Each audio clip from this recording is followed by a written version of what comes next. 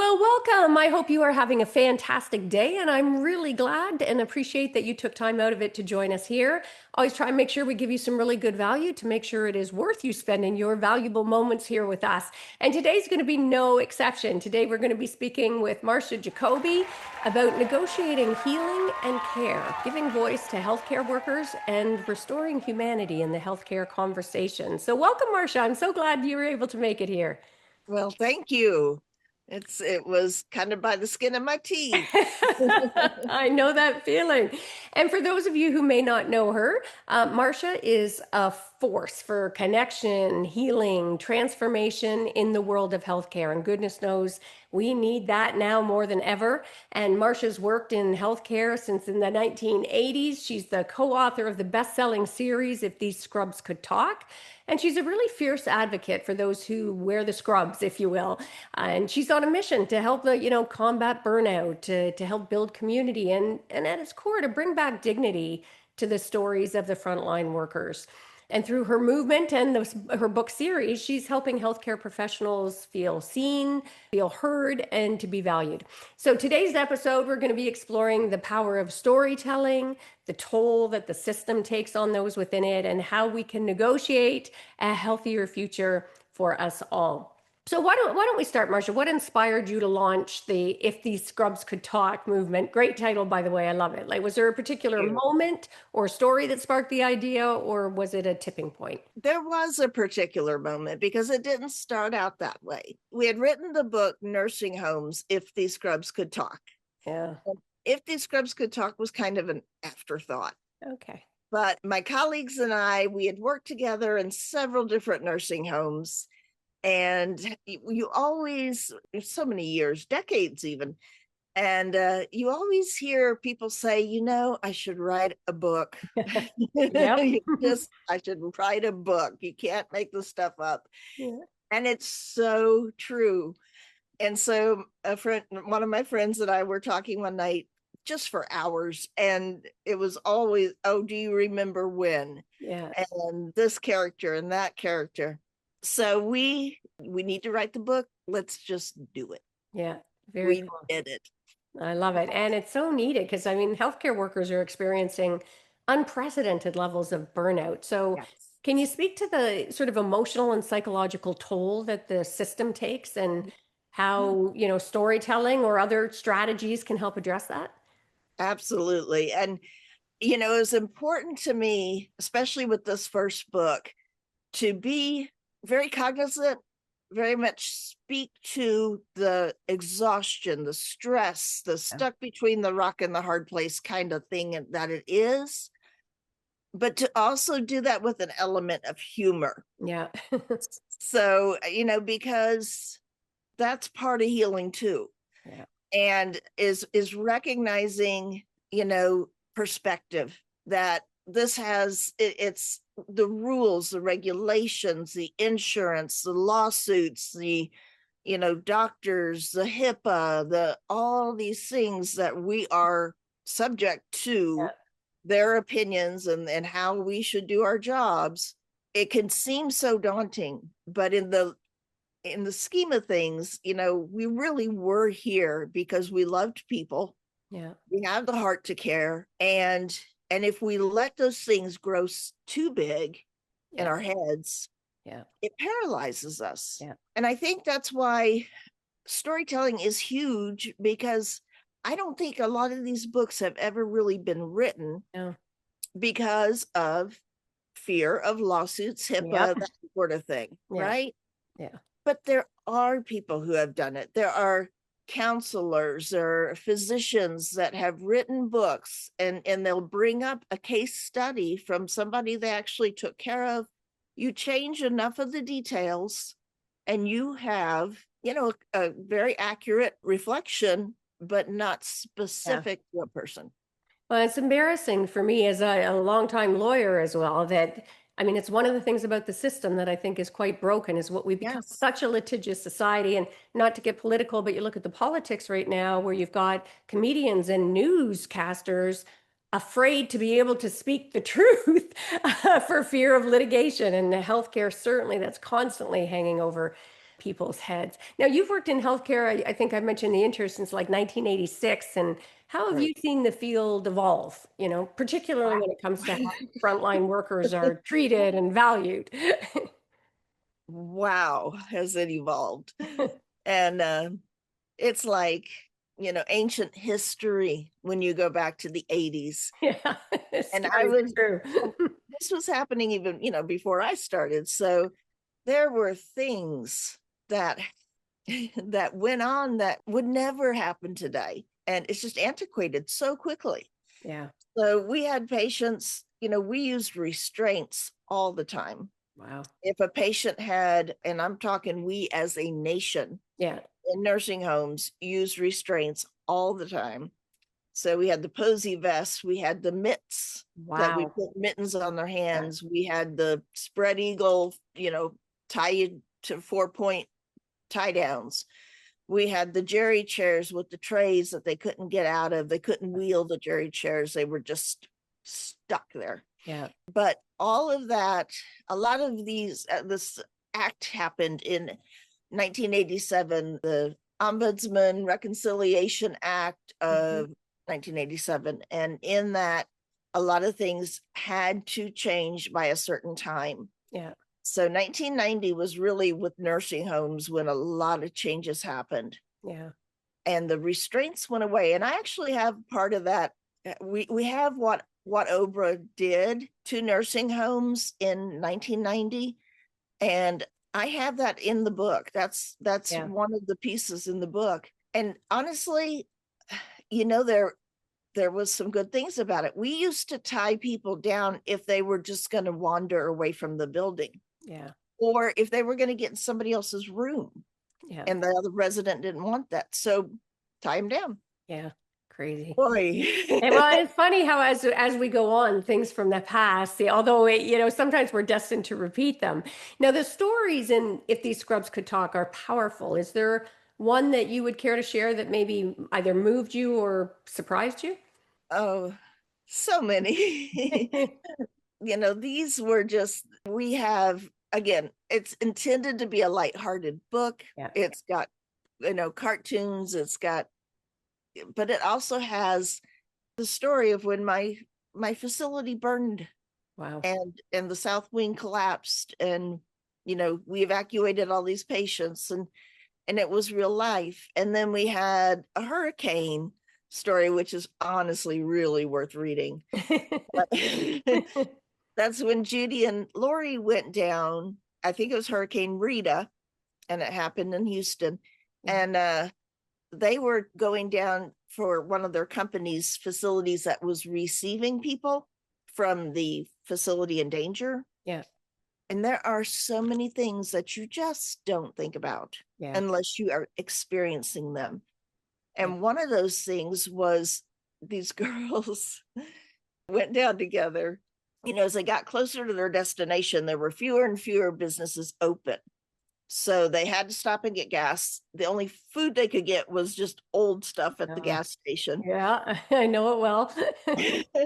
They get down to the nursing home. They slam into a 12-hour shift. There's at least 50 people more than the beds, than their own beds. Yeah. And so, they got mattresses from other facilities, but these elderly people were sleeping on the dining room floor with just a sheet to separate the men and the women. And then every morning, these poor nurses and nurse aides trying to get those people up. Well, I was going to say getting them up must have been a nightmare. I can't imagine. Yes. It's hard enough out of a bed. And then during the day, they didn't have a place to really sit. They didn't have a place to rest. And horrible. And so the staff that were taking care of them, a lot of them came from the facility that was in danger, and then corporate had sent so many people down. Their option was to sleep on the grass in the lawn. Wow. Outside. Yeah. Incredible. And so, but Lori and Judy decided to go drive like 2 hours to get to a hotel. Yeah. And they ran into loiters. So there's a pillowcase full of alcohol involved. Let me just put you A little teaser a there. little teaser in there, but yeah.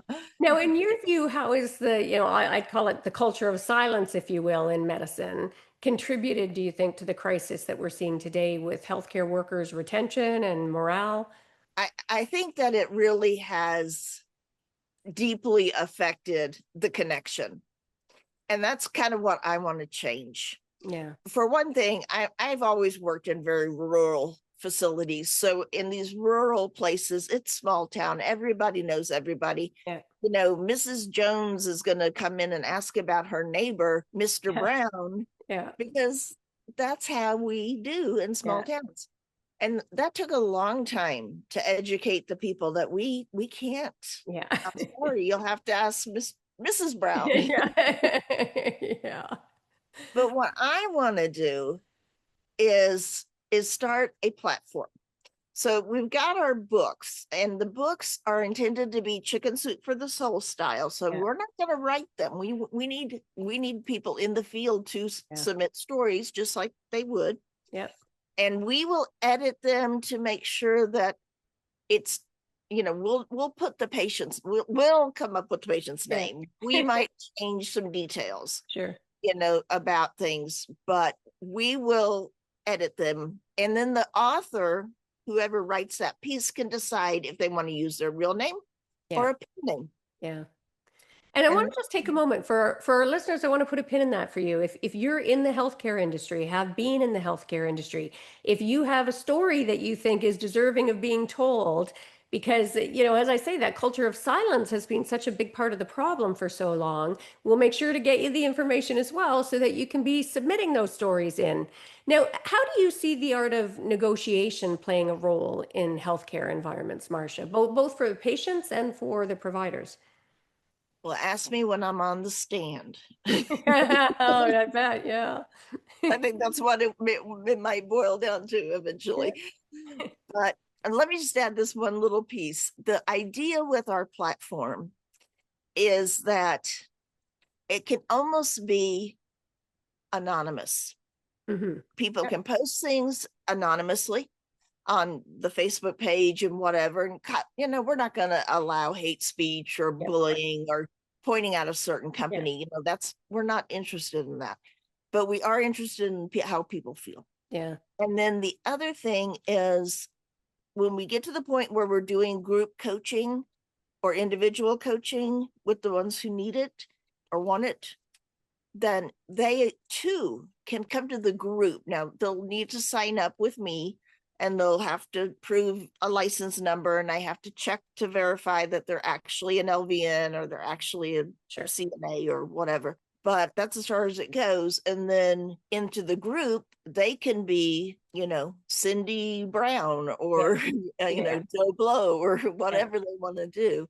yeah, And that is going to give them a way to be freed from that tyranny of silence to just actually yeah, talk.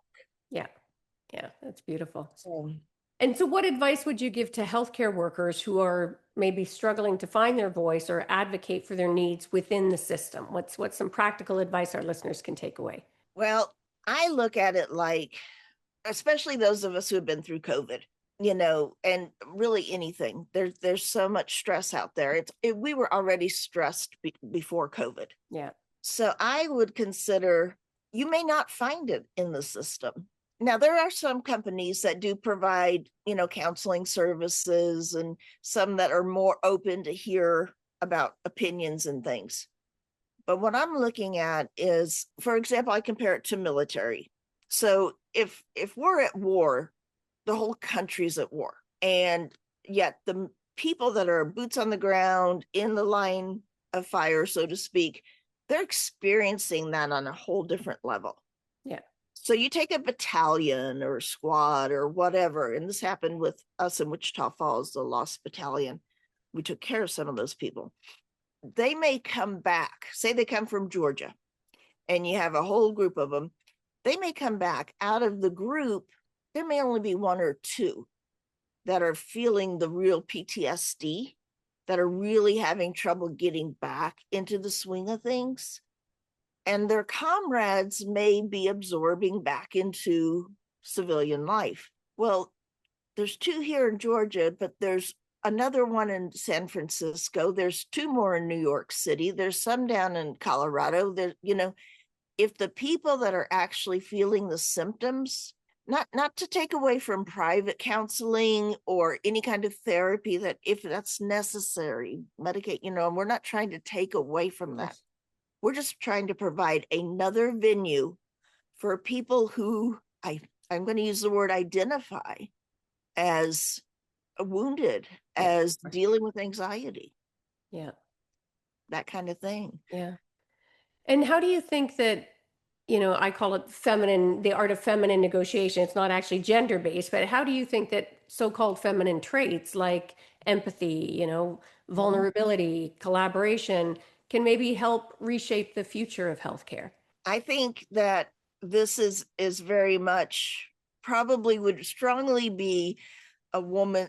A lot of women would be involved in this. First of all, a lot of women work in healthcare. Yeah. But secondly, I think we really do recognize when somebody else is hurting. There is that intuition, there is that desire to connect. And, I think that that's where the silence is shutting us apart from one another. You can't talk about this case. You can't talk about, Yeah. and we want to respect the patients. Yeah. But it's breaking apart that connection that actually would make us stronger as a team, stronger as a workforce, encourage one another as we're dealing with this particular issue or that. Yeah. So I really believe that the empathy, the longing for connectivity would help people stay put a little bit longer. Well, and we thought that was one of the problems during COVID was that absolute lack of human connection at a time that we most needed it in so many ways. And particularly for nursing homes, cut off from their families, cut off from, it was just tragic kind of all around for a host of reasons. And those approaches that you're talking about, that connection, that vulnerability, that empathy, that caring, that's a far cry from strapping them to the bedspread eagle, as you said, right? So I love that. Now, and back to I call it negotiation, but when I say negotiation, I don't mean sitting in boardrooms with a formal business deal. It's like we're all negotiating when we're communicating with each other all the time. So from your experience, what negotiation strategies could healthcare workers adopt to better advocate for themselves, right? Whether it's for fair treatment, better mental health support, more sustainable working conditions, what are some strategies that you would suggest? Looking at a platform that just already exists, we're all familiar with it, and that's Alcoholics Anonymous. Mm-hmm. We, just because we're healthcare workers, yes, obviously we have to keep patients' private information contained, but that doesn't mean we can't go and weep in a group of people over a patient who, we just had to clean up before the funeral home picked them up, this week or whatever emotional thing. They, as Americans who have difficulty with alcohol and want to take a stand, they shouldn't, and they're not supposed to be fired. They're not supposed to be, they've grown in acceptance, and it's taken them decades to kind of do that. Yeah, there are professional people. There are intelligent people that go to this kind of group. And that's what I'm kind of wanting to see is, you can come in here and you can tell us exactly who you are and what you do. Can't give me any personal patient information, but you can talk that way, or you can come in on a Zoom call with your face blocked and all you have is your voice, and you can still share, connect, and be heard. Well, it's funny you use the example of Alcoholics Anonymous, because I must say, when you were talking about that platform and that anonymity and that people having the faith, that's exactly what I thought of was AA, NA, all of those various, gamblers and all, where people can just come and speak freely about, as you say, the trauma or whatever. Now, what role do you think that leadership plays? I talked about, we're asked about what negotiation strategies can the healthcare workers take, but what do you see as missing or needed right now in the leadership in healthcare to negotiate healthier cultures? And how can we help hold them accountable for that? Well, I'm going to say one thing, as management, our leaders need help too. Yes. They are feeling that stress too. Now, when you get to litigators, well, I don't know, Yeah. but I know that the leaders in our part of it, of the medical industry, are absolutely strapped to try to keep up with all the regulations, all the changes Yeah. in insurance. So I think they need as much as we do. And I think also, and I belong to a couple of administrator forums, and believe me, I hear people complaining and hurting, and this isn't what I got into this for. And, that whole thing, these are people too. Yeah. So my thinking is they need to be included and not necessarily in every group at all, but, they need to have a place too. Yeah. And because if the ultimate goal is to be more human, to have a more connected workplace, the really good training is going to come from other people that have done that are successful. And so one of the things that I say is that these people, the healthcare workers in America, are hurting. Yeah. And I have been taking care of patients for my whole career. My interest has shifted, and now I want to help take care of healthcare Yeah. workers. Yeah. And the best people to really help healthcare workers are other healthcare workers. Well, and maybe And that's an answer right there, is that leadership in healthcare can start A, recognizing that, and B, making sure that there are options available for that. I mean, take that leadership role to be able to be creating the circumstances where people can be having these discussions and that. Now, if you could wave a magic wand and negotiate one major change in the healthcare system to support those in scrubs, what would that be for you? honestly, I would do it outside the system. Yeah. I would do it like AA, make a system of our own and then just grow awareness so that it isn't frowned upon, laughed at, Yeah. belittled. Yeah. I would do it outside the system. Okay. Interesting. Interesting perspective. So what's next for you guys? What's next for the If These Scrubs Could Talk series or the movement itself? Well, first of all, I need at least, maybe 13 of your people to give me a chapter for our books. Okay. You've heard the challenge there, listeners. Get I writing. need y'all's stories because we're limited, but Yeah. this is intended to be chicken soup for the soul style. So Yeah. it can be a piece, it can be a short piece, it doesn't have to be a whole chapter. Yeah. And if you have trouble writing, we will help you write it. So we're doing COVID, If These Scrubs Could Talk. And then one book that I'm really proud of is Call Lights, If These Scrubs Could Talk, Stories of the Unexpected. Oh, very cool. And just to clarify for our listeners out there, is it just the healthcare providers, or what about somebody who was a patient or a family member of a patient who has a story to share? What? We would absolutely take stories from them, Okay. but it's not intended just for medical professionals. We want to have housekeepers. Yeah. If these, anybody, with so many wear scrubs, even veterinarians and Good dentists call. Very and good call. Yeah. dietary workers Yeah. and social workers. And, Okay. there's a wide range. Yeah. But yes, we would be happy to take calls. Okay. And And I where don't, can people get a hold of you? And again, we'll put it in the show notes. So don't panic to our listeners if you're driving or okay. something, but where should we be directing them? The easiest way is to notify me on admin@talkingscrubs.net. Perfect. If you don't do the .net, I will never see it. Okay. Yes. Yes. I've seen that problem. And what is there a word count, Marcia? Or No, not at this time because okay. we're pretty loose right now. Okay. Our last book was probably a little too short. Okay. As long as the story's still moving and interesting, I don't have, Okay. we'll work with it. And then the next step would be then to have a Zoom call with them and to just let them tell the story. Yeah. Because again, not everybody may feel like, oh, I've got a great story, but I wouldn't, do right by it. So Okay. we will help. That's lovely.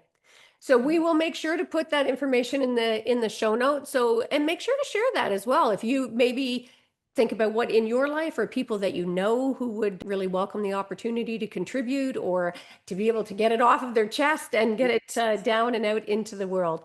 So I can't believe our time has gone very quickly here, Marcia. I normally like to end by asking, what's one of the greatest mindset shifts that you've had in your life? It doesn't have to be about this topic that we've talked about here today at all. Just one of those aha moments for you that changes how you show up. I'm going to say that as I enter my third trimester of life, Hmm. is what I I consider it, like because that. I'm 61 years old. I'll be 62 Fabulous. this year. Yeah. I consider that the third trimester. Yeah. That's fair. That our life isn't just about from birth to grave, that there is more to live for. Mm. And so my mindset has changed from focusing so much on the things of this world and more on, I expect to live eternally. So Mm. that changes a lot. It Yeah. changes a lot of perspective, and it really diminishes a lot of stress. Yeah. Lovely. I love that. Well, thank you so much for being here today, and thank you for doing this project. I think, as you say, certainly, I think it had been brewing for some time, but post-COVID, I think it's at a real crisis and changes need to. And I love that you're thinking outside the box and creating new systems. And thanks for sharing it with us here today, Marcia. Thank you so much for having me. And for our listeners, I'm sure you really enjoyed this, and I hope we have piqued your interest to look into this. Check out the If These Scrubs Could Talk already out there. And this is, as you've heard Marcia say, an ongoing series. So feel free to think about how maybe you Yes. could contribute. As always, make sure to subscribe if you haven't done that, and make sure to share with anyone that you think could get some value from this or be interested in this as well. And before we sign off here today, if this episode lit a fire in you, if you're maybe ready to stop playing small and start negotiating bigger in your life, whether in healthcare or beyond, come work with me. Whether it's one-on-one in a powerful group or through my online programs, I've got you covered. So let's tap into that feminine power of yours and start getting more of what you want and deserve without apology. If you're in, head to theartoffemininenegotiation.com to check it out. And also make sure to grab a copy of my Art of Feminine Negotiation book. And that's a wrap for this episode. So now go renegotiate the life they told you to settle for. Remember that every moment is a negotiation. Choose presence, choose power, choose purpose. This isn't just a podcast, it's a movement. You're a part of something bigger now. And together we are redefining power. Our conversation, one negotiation at a time, one conversation at a time. Join the movement, lead the change. And please lead with heart, negotiating like the powerful force of nature that you are. Because feminine doesn't mean weak, it means unstoppable. Until next time, take care.